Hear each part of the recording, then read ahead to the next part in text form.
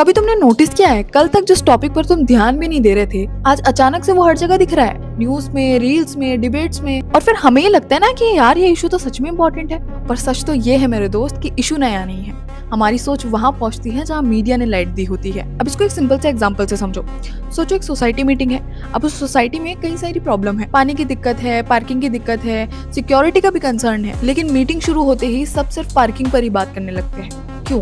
क्योंकि 100 में से 80% लोगों की पार्किंग की ही दिक्कत होती है। सबका ध्यान वहीं चला गया, बाकी प्रॉब्लम वहीं की वहीं रह गई।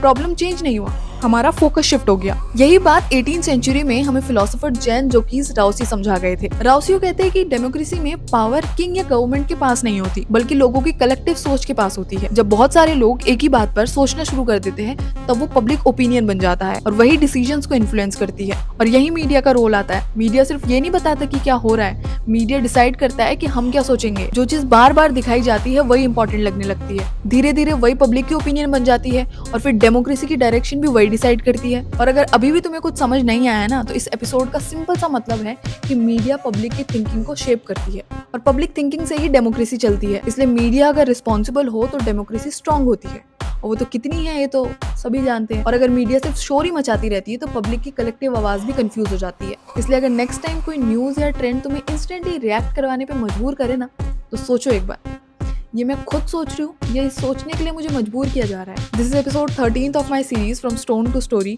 और अगर तुम्हें मीडिया को सिर्फ कंज्यूम नहीं समझना है तो तुम मुझे फॉलो कर सकते हो। दिस इज रश्मि चंदा साइनिंग ऑफ।